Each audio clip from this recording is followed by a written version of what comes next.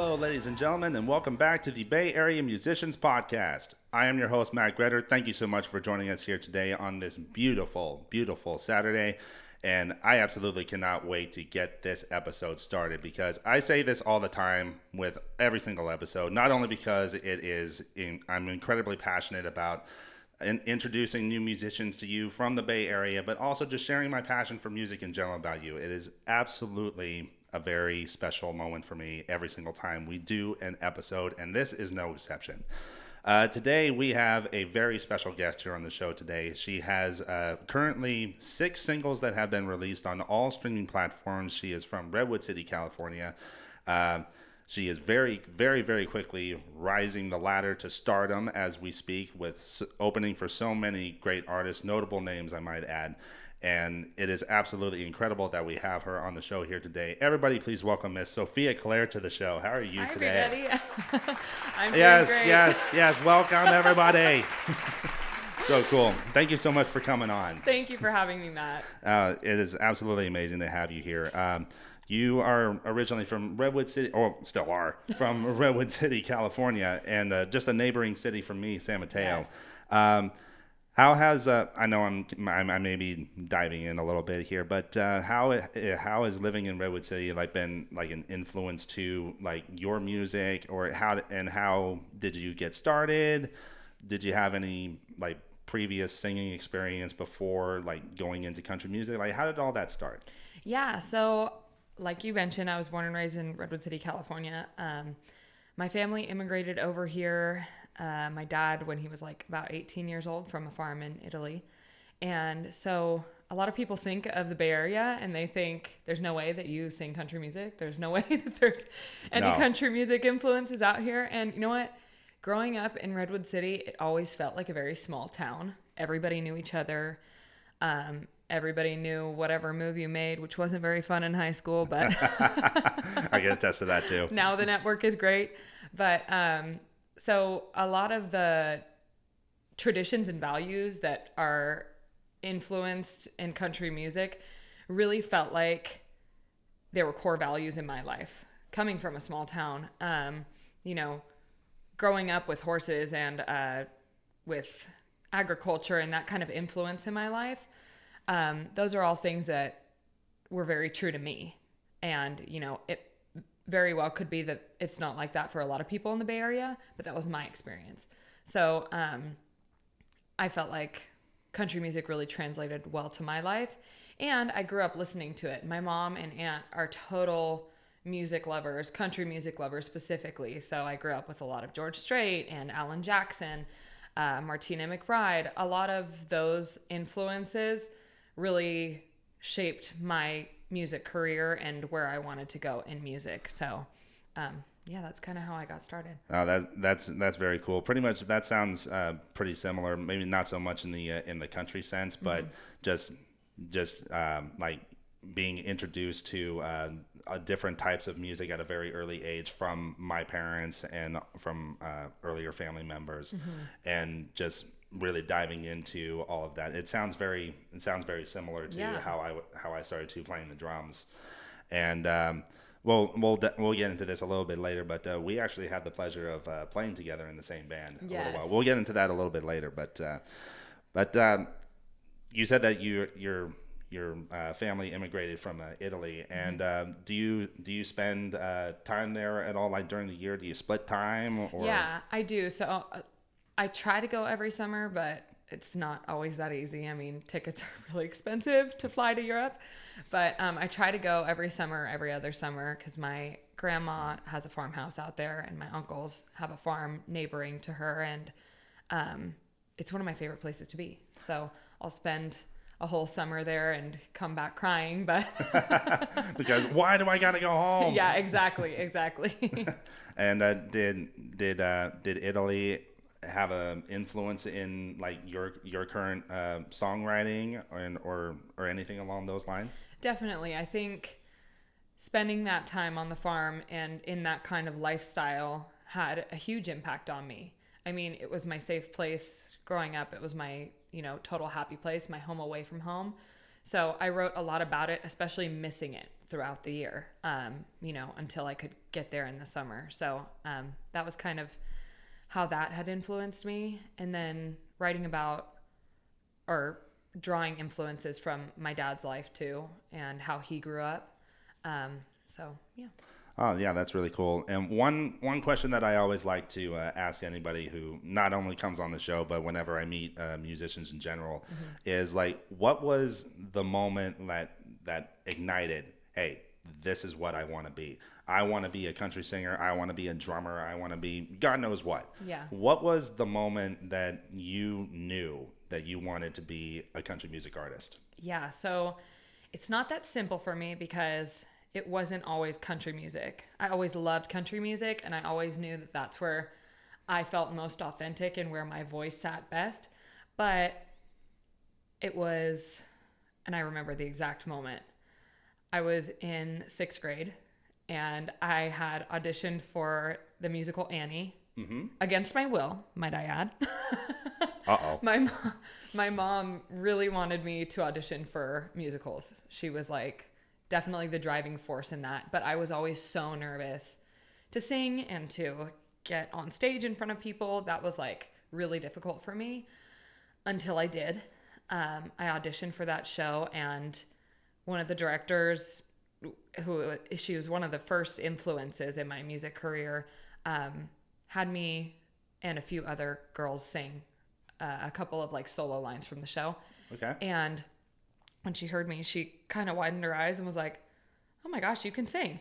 I was like, "I can? No way." So that was kind of like the starting point. And then I remember, and this was the specific point that I remember that really made me think I'm never going to get off stage again, was when I sang the solo that director had given me a solo from that experience on stage when I did that show, Annie. And I had gotten on stage and I sang that song, and I remember the audience clapping, and I remember the hot lights on my face. And I mean, to this day, it makes me emotional to think that like that was the point that I was like, oh my gosh, I never not want to do this. Yeah. I always want to do this. So that was kind of what started music for me. And then years later, when I was 16 years old, I was kind of just really wanting to find something that was my own. I had been doing theater for so long, and I think I had been doing it for like maybe 6 years at that point. And I really felt like I want to start creating something of my own here. And I love country music. I would love to be able to start singing country music. And so I kind of had a few conversations about it at that time, but it was so hard because in high school you're so busy, and I was on dance team, and I was also musical back to back to back. So I didn't really have the time or the capacity to make that huge switch in my life because it would have changed everything. But yeah, it wasn't until I was 20 that I decided to make the change. Oh, that's really cool. I remember, excuse me, got a little bit of mucus going on here, but battling through for you guys, eh? I remember, I love telling the stories about like when people have realized the moment that they are that they make the decision that they're going to do what they want to do. Yeah. I really like that. Mm-hmm. That's an amazing story. Thank you. And kind of reminds me of when I first made the decision to start playing drums. My dad always had the radio on when he would drive my brother and I to school. Mm-hmm. This was back in elementary school, by the way. Yeah. And there was one song that would always capture my ear on the radio. It was a song called Fly By Night by a band called Rush. Mm-hmm. And there was just something about that song. Each and every single time I would find myself like in a trance, like watching everything fly by the window, and the chorus title, Fly By Night, and watching everything fly by the window. And then months later, I finally asked my dad when it came on the radio again, mm-hmm. What's this? It's like, oh, that's a song called Fly By Night by a band called Rush. And I asked, is there a way to get it?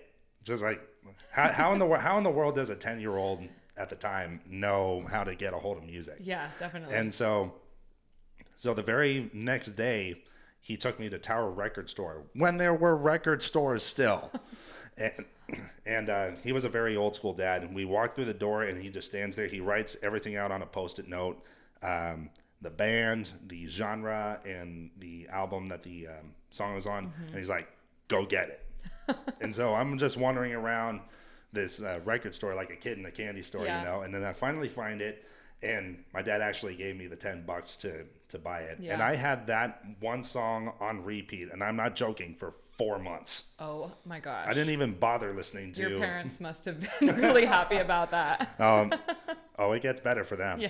But then after 4 months, so I consider hearing Fly By Night the first like lightning bolt of inspiration. Yeah. And then the second one finally came when something possessed me to actually open up the pamphlet on the CD where you see all the you see the songs, the lyrics, and all the credits and all that. Then you finally get to the middle, and there was the band photo. Yeah. You see Geddy Lee stage left bass, Alex Lifeson with his guitar stage right, and then right smack dab in the middle, God rest his soul, you see Neil Peart behind the drum kit, and it was no more than 1 second later of seeing that picture. That's it. Yeah. And I know what I'm doing for the rest of my life. And love that. that was 22 years ago. Wow. Oh my gosh. It is. Those stories are amazing for me to not only. I love sharing my story, but I also love hearing your story as well, and any story from anybody who found what they really wanted to do in life. And I truly feel that is a moment of divine intervention. Oh yeah. Absolutely. Oh my gosh. That's the moment where you really realize that this is your purpose. Definitely. Of being on this earth. And so those stories are always amazing. And now over the course of your career, you travel to Nashville quite a bit to do you write your songs in Nashville? Yeah, so a few of them I've co-written in Nashville. A couple I've co-written out here, and then a few of them have been pitched to me from a bunch of amazing Nashville writers. You actually in the research that I've been able to do, and please correct me if any of this is incorrect, but there's been a couple of press mentions that you've had, like Music City Melodies. They had you on the Country Note, Bells and Gals. And if I'm not mistaken, Crazy Women Country. Yes, yeah. That's really cool. And there was one quote that I think that was on Bells and Gals that you said that I really resonate with. That was you were offering advice to upcoming songwriters or musicians in general, or anybody who's really interested in pursuing something that they really want to do. Yeah. And the one thing that really resonated with me was, go for it if you are willing to struggle. Yeah. Because if you really want something, it's never going to come easy. And if you're not willing to go through the lowest of valleys to get to the highest highs, you'll never get there. It's totally true. Gosh, I can't believe I said that. It's pretty cool. Yeah, I mean, I still totally believe that. And I think, gosh, and you know this, I mean, music is a struggle. Yeah. It's a struggle. Like you have to be willing to put yourself out there, and you have to be willing to get hated on, and you have to be willing to be said no to. Yeah, exactly what our good friend Drew, who's just off camera running the electronics here, we're good friends with Rich Redmond, who plays for Jason Aldean. He says all the time, you have to fall in love with rejection. Exactly. All the time. Exactly. And I mean, even in my day job, it's like, you know, I work in sales, so you have to get ready to be said no to. Yeah. And out of 10 no's, there might be one yes. And that is when it's worth it. Yes. And I've found that a lot in music. For me, and like, you know, I should have probably also said, like, don't be afraid to ask for help, because that's something that has really driven my career further, is like constantly asking other musicians for help and constantly asking for advice and seeing what they're doing and how I can, you know, chat with them and see what other things I can implement to make things better. And you're not always going to get a response. And, you know, sometimes people are like, okay, you're get out of here, little girl. But, you know, there's always that one yes. And then there's a piece of advice that you're like, oh wow, this could totally change everything for me. Yeah, and there's this immediately brings to my mind. There's a Jason Aldean song that was off of his second album, which was Relentless, called "Use What I Got," and along the lines of what you were just saying, one of the lyrics says, "Give till I ain't got nothing left, till I give some more, and pass every no after no after no till I get a yes." Yeah. So that I tend to reference a lot of that stuff quite a bit, because somebody may be saying something, but then it's like, oh, there's actually a song about that. Yeah. So it's true. And I mean, like, speaking of the struggle, there's a song that I really resonate with, which is Chasing That Neon Rainbow. I love that song, and I just feel like it's so true. Like, all I really want to do is be heard and sing, and that's it. You know, like, it's not about whatever the end goal is, or becoming super rich and famous or something like that. Like, I just want to be heard and sing, and that's it. Yeah, one song that I really resonate with, even though I'm not the biggest fan of this particular artist, but his story about where he came from and where he is now is absolutely incredible. Jelly Roll, one of his most recent releases, which I think was mid last year, if I'm not mistaken. I Am Not Okay. Yeah. That song, like, and you and I, Andrew, as well, we both work in a business where rejection is pretty much the norm, and you have to find a way to keep your head up at all times. Totally. But there are many times that probably go unsaid where deep down we're not okay. Oh, yeah. And we have all of these mental battles in us, and I think it's part of an actual study that musicians and artists in general are, I think the number was like close to 6 or maybe 7 times more likely to get depression. And so that song, particularly whenever I'm having one of those moments as an artist, I listen to it and it's like, well, God knows I know when it's all said and done, I may not be okay right now, but it's all going to be all right in the end. Exactly. So yeah, that's one I really resonate with too. And so, like, I think you may have touched on this a little bit earlier, but when it comes to writing your songs either by yourself or with the co-writes, is there a certain process with that, or is it just kind of dare I say, like, au naturel, let's just see what happens? Yeah, so I think for the writers I'm writing with, there's more of a process. For me, I don't know what I'm doing, and I'm going to be completely honest with you. I am a performer, and that's what I tell people. I am a performer first. I'm a performer first, singer second, writer third, or fourth, or fifth. I'd probably say the same thing. Yeah, so when I'm going in there, I'm really going in there to learn and to try and kind of sharpen up my writing skills, because I really do not practice it as much as I should. And I definitely don't write as much as I should. So I go in there and I kind of just catch the vibe of whatever's going on and try to implement that into my own writing, whatever I'm learning there, but also to contribute in a way that isn't that doesn't take away from the actual writer's writing. Yeah, you want to have your own fingerprint on it, but it's like, hey, these guys are the professionals. Exactly. And I think, like, I do contribute when I'm in the writing room, but it took a while for me to, like, get there. And I think, because I started when I was like 21 when I started going to Nashville. So I was out there, like, throwing my hands up, like, I don't really know what I'm doing. And yeah, I think at first I kind of would take a back seat and stuff, and kind of let people go for me and interject when I had something to say. But now, and it's been a little while since I've gone out and written in Nashville, now I think I would have a lot more to say. I think I would be a lot more involved in the process and, like, in the storytelling of it all, because I have so many things I want to say about me and so many different stories I want to tell, that I think that I would contribute a lot more now. Okay, yeah, that's cool. And being a performer first, which I think, as most musicians would consider themselves to be, so far in your musical journey, what would you say would be the most memorable performance that you have done? I know there's probably a lot, but maybe a couple of them, not just one. Okay. I think, I think the most memorable, and it's interesting because I think some of my fellow bandmates would probably say that Golden Sky would be one of the top ones.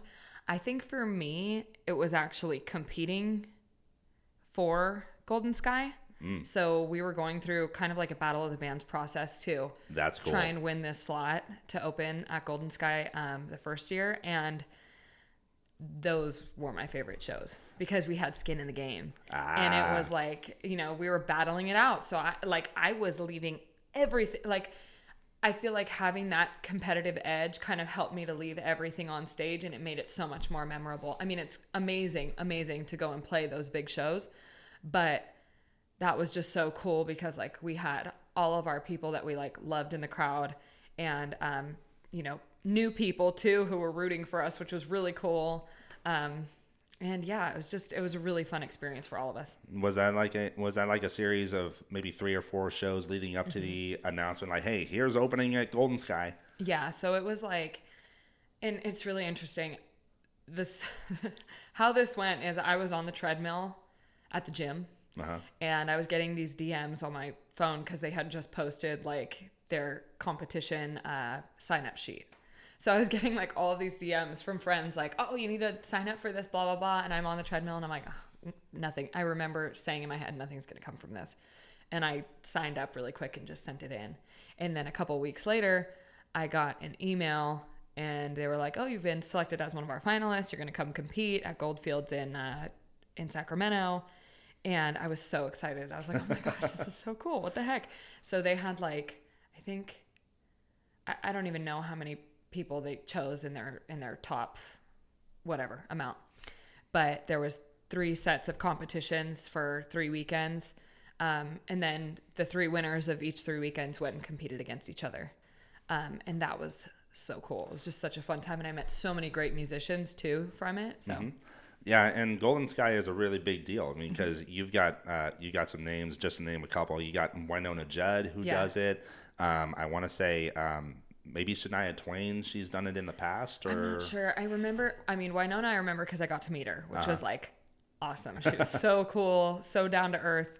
John Pardee, there was Megan Maroney was actually at one, and then Clint Black was another, and I got to open for him, which was another one of my like top shows was when I opened for him.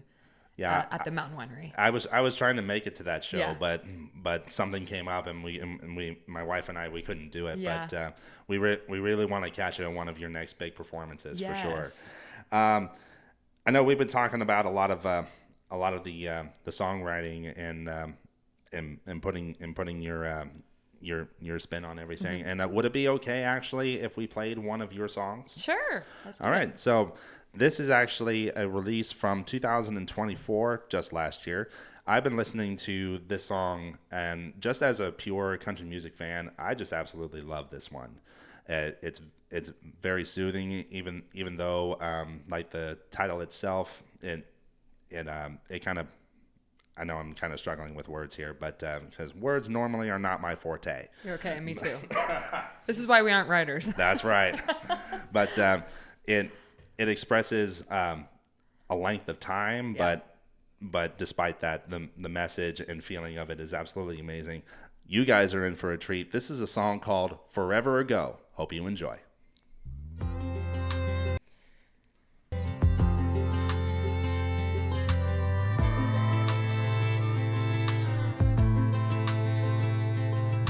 I'd seen your face in a desert sunrise, some other place, some other time.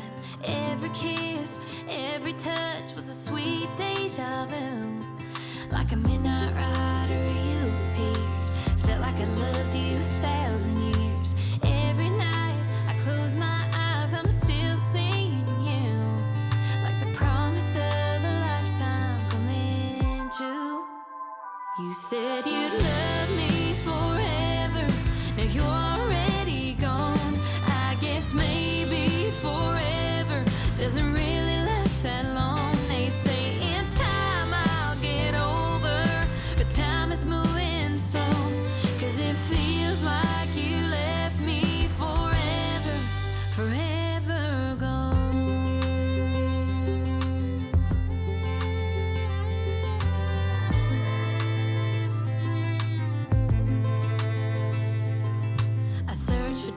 pieces of you left behind.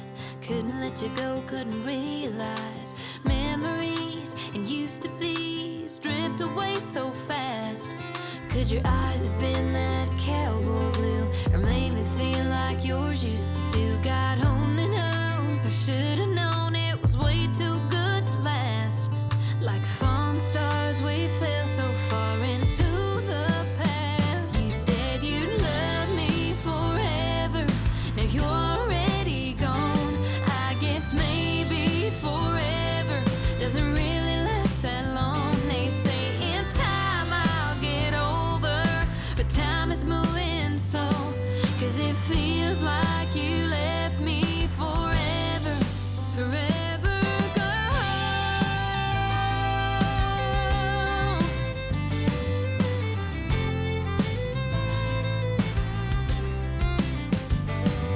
Like smoke on some horizon, blowing off on the wind. You're too far gone for trying to get you back again. You said you'd love me forever, now you're already gone. I guess maybe forever doesn't really last that long. They say in time I'll get over, but time is moving slow. 'Cause it feels like you left me forever, forever gone. Forever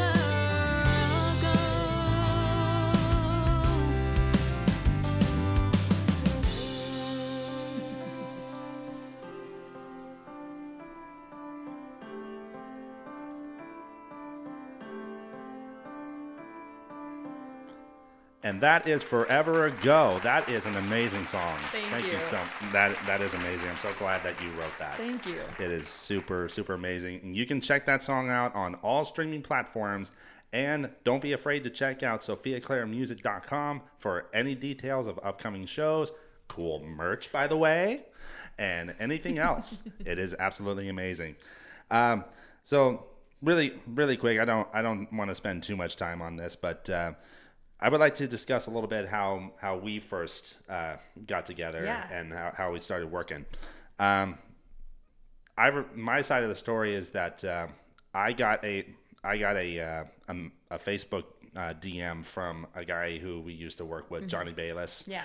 And he's like, hey, your name came up in some referrals, and we're putting a new country music thing together. Her name's Sofia Claire. You want to come down for at least a jam session? I'm like, yeah, sure. And it really turned out, from what I remember, that first meeting, it actually turned out to be kind of a rehearsal instead. Yeah, it was. So I was like, oh, you're pretty much in already. Yeah. But and we were rehearsing at Joe's place down in Redwood City, which is a really good facility for any band wanting to rehearse or either like film some like promo stuff. Oh yeah. It's all crazy, and he's an incredible sound guy on top of that. He's amazing.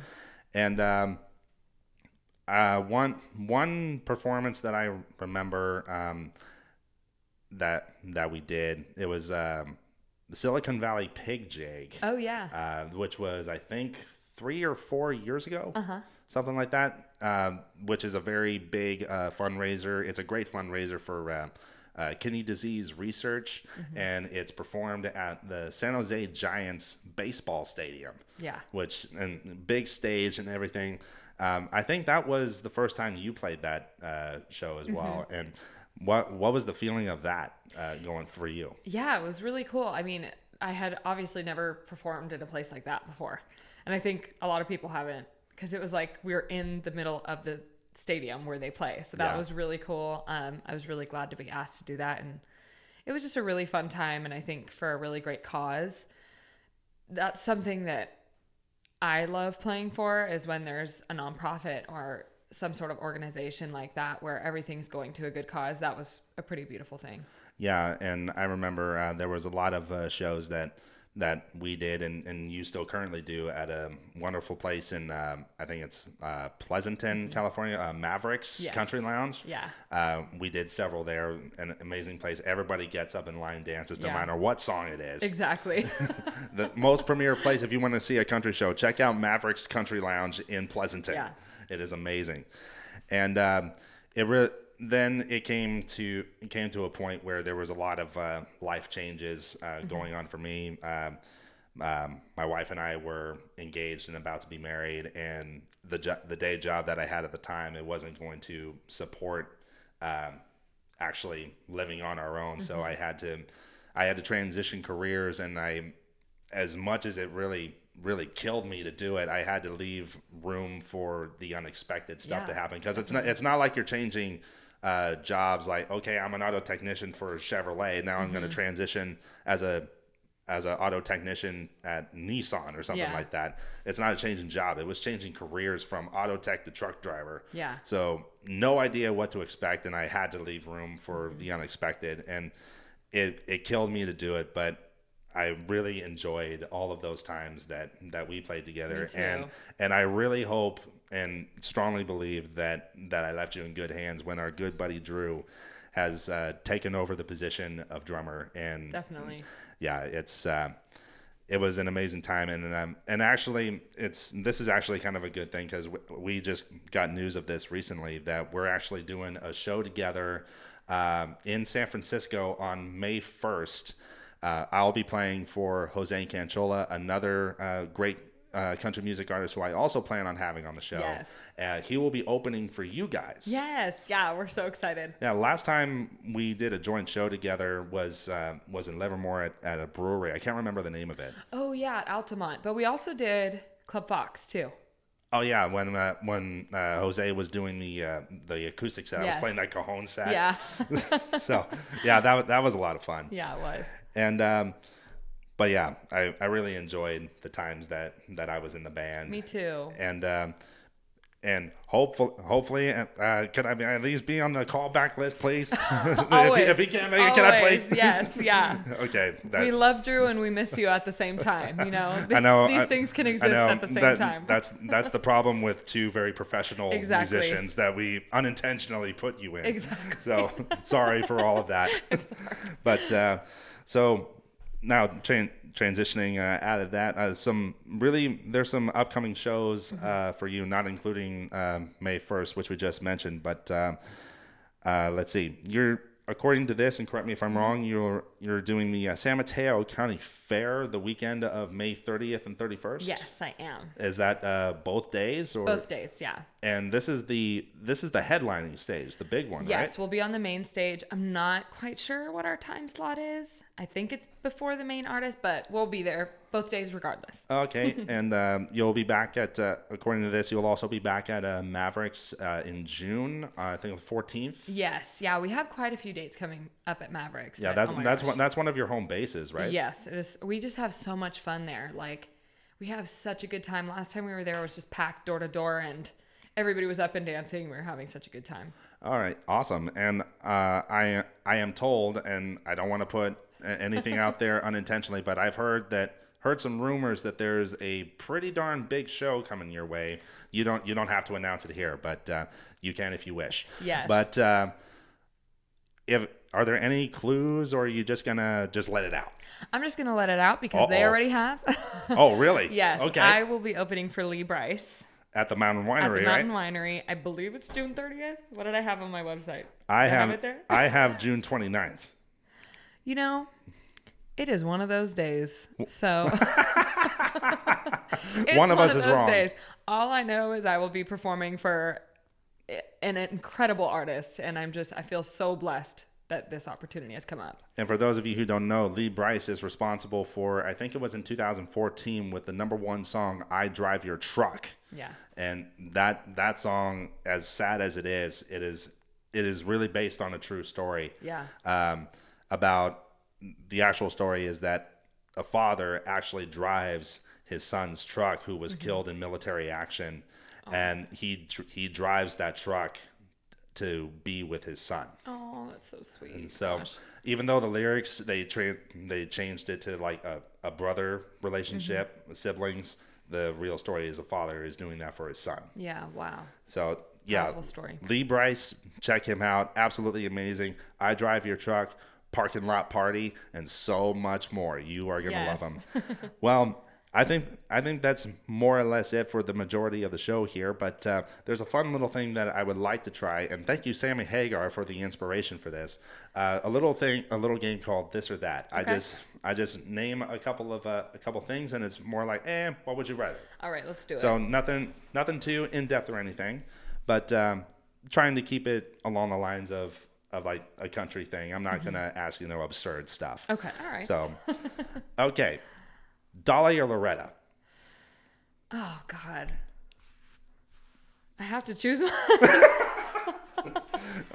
Or you do have the option to plead the fifth. Oh man, I'm gonna have to say Dolly because I named my dog after Dolly. Who me and my wife really want to meet, by the way. Yes, you have to. She's adorable, but I love Dolly, so. But I love them both. I do as well. Yeah. Cody Johnson or George Strait? I plead the fifth. Oh boy.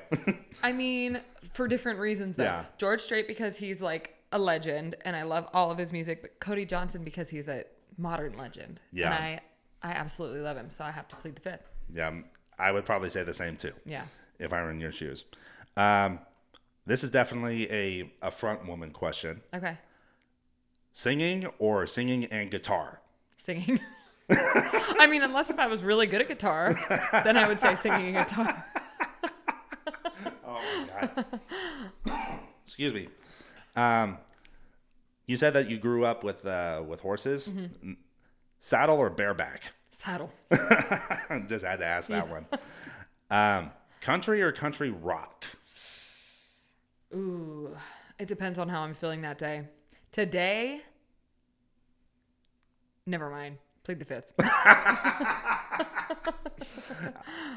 If I had to answer this question, I grew up more on 70s and 80s rock and roll. Mm-hmm. Yeah. So combining the two genres together. So I would personally choose country rock on that one, but not the modern country rock where there's a lot of hip hop stuff. Yeah. Like, I'm talking like between 2000 to 2010 type country rock sound. That was Jason Aldean vibes.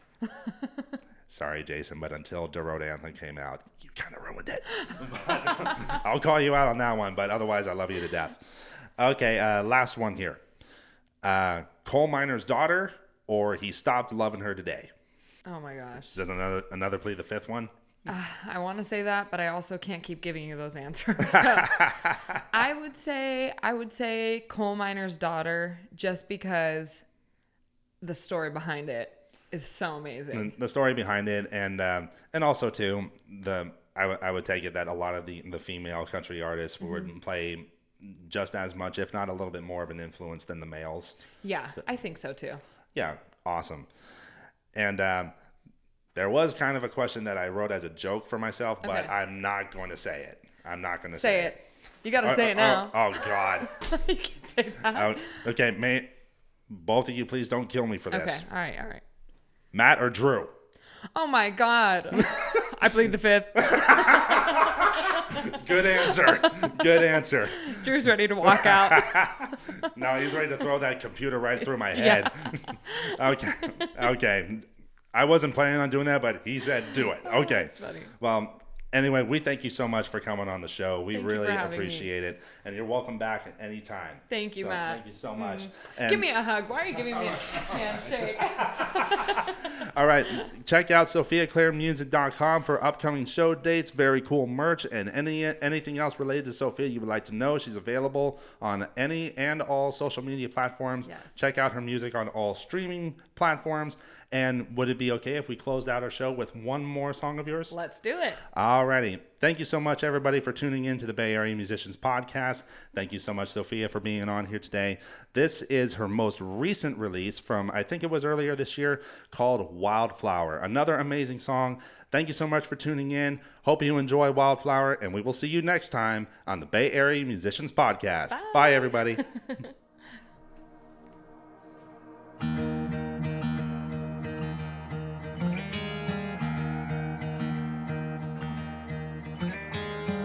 Dance around like an old tumbleweed. Direction don't matter, I go where I please. And my heart and my soul, I just follow the soles of my feet. So I don't say goodbye, I say see you around when I leave. 'Cause I love the sun, but I don't mind the rain or the wind when it blows me away. And I might move on, but I won't stay too long. I'll pop up back around here someday, like a wildflower.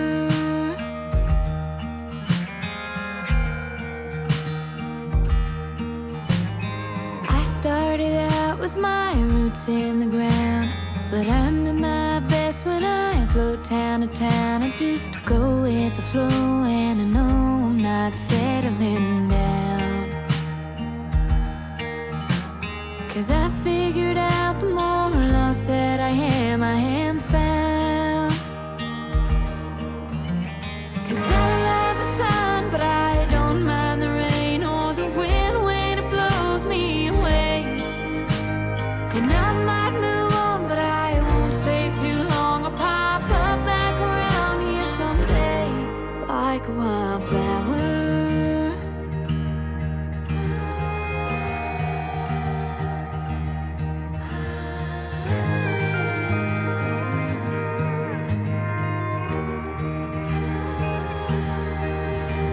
'Cause I love the sun, but I don't mind the rain or the wind when it blows me away. And I might move on, but I won't stay too long. I'll pop up back around here someday. I dance around like an old tumbleweed. Direction don't matter, I go where I please. And my heart and my soul just follow the soles of my feet, like a wildflower.